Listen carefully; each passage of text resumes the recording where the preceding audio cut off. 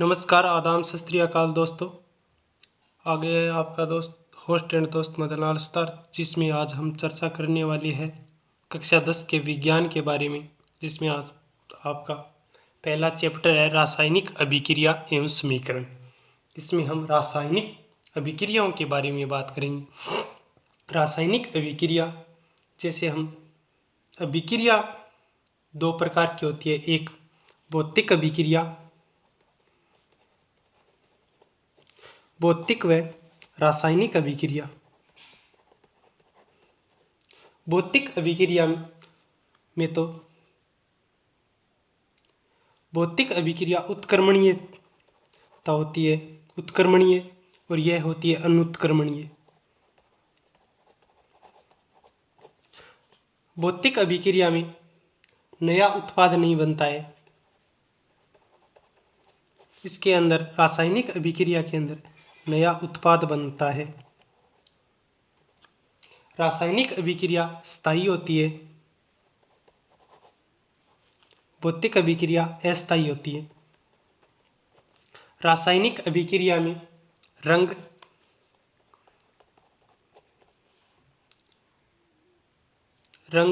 अवस्था, तापमान तथा गैस का निकास होता है तथा इन सभी इत्यादि में परिवर्तन होता है। तो हम देखेंगे रासायनिक अभिक्रिया में हमारे कक्षा 10 के सिलेबस में दी हुई है संयोजन, वियोजन, विस्थापन, द्विविस्थापन, ऊष्माक्षेपी अभिक्रिया, ऊष्माशोषी अभिक्रिया, इन सभी के बारे में हम चर्चा करेंगे। जैसे रासायनिक अभिक्रियाओं में देखें तो लोहे पर जंग लगना, किण्वन, दूध का दही में परिवर्तित होना, यह रासायनिक अभिक्रिया है। हम चर्चा करते हैं सबसे पहले रासायनिक अभिक्रियाओं के प्रकार में संयोजन अभिक्रिया। देखेंगे संयोजन अभिक्रिया क्या है। संयोजन के नाम से ही हमें पता चल रहा है क्या है, इसका संयोग है, यानी योग हो रहा है। किसका योग हो रहा है, हम इसकी परिभाषा लिखेंगे, यानी दो या दो से अधिक तत्व या यौगिक संयोग करके एक एकल उत्पाद का निर्माण करते हैं, उसे संयोजन अभिक्रिया कहते हैं। हम परिभाषा लिखते हैं, दो या दो से अधिक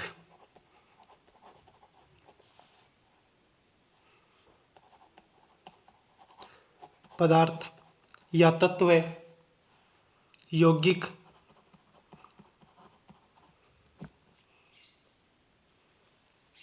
संयोग करके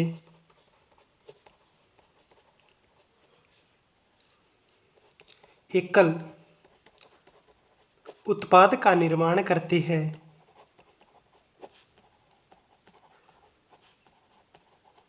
उसे संयोजन अभिक्रिया कहती है।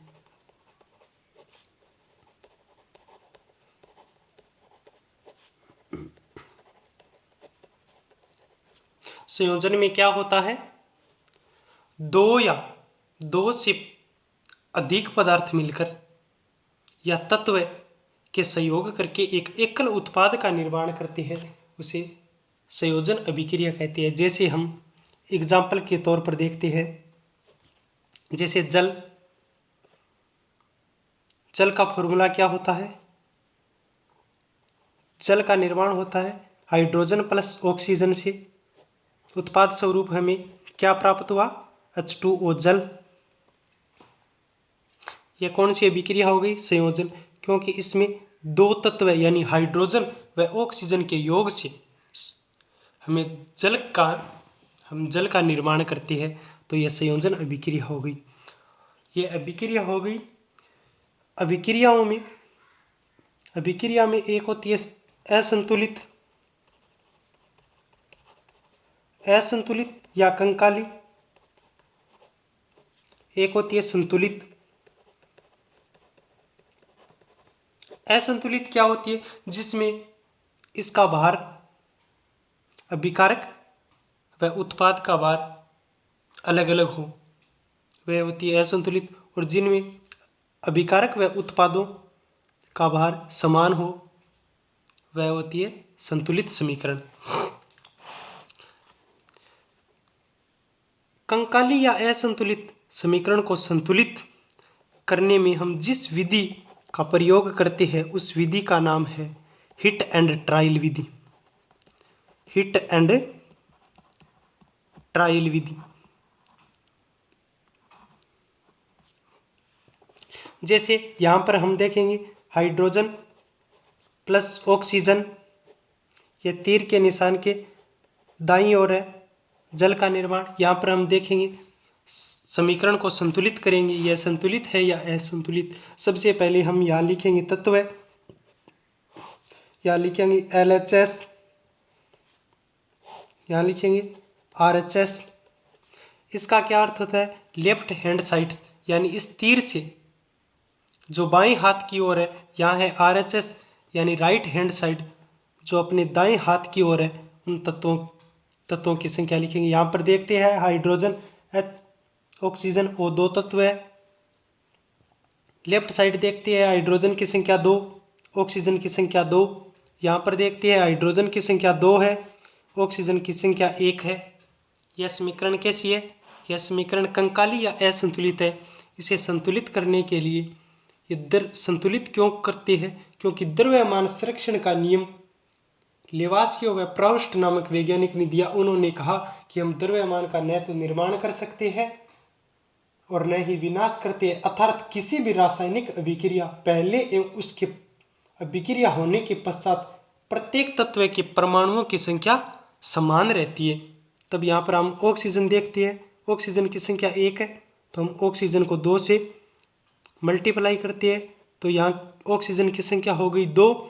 तो हमें ऑक्सीजन की संख्या 2 हो गई, तो हम इसे पूरी समीकरण को इससे 2 से मल्टीप्लाई करते हैं। 2 से मल्टीप्लाई करने के बाद हमने क्या परिवर्तन आया? और यहाँ पर हाइड्रोजन की संख्या 4 हो गई। हाइड्रोजन की संख्या 4 हो गई, तो यहाँ पर देखते हैं हम हाइड्रोजन की संख्या 2 है, तो यहाँ पर हाइड्रोजन को भी 2 से मल्टीप्लाई करेंगे, 2H2O। तो इस प्रकार यह समीकरण संतुलित हो गई। यह थी कंकाली समीकरण। और संतुलित यह समीकरण कैसी होगी? संतुलित समीकरण।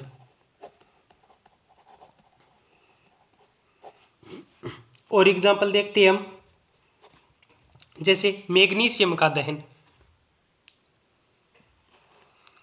हम देखेंगे मैग्नीशियम का दहन।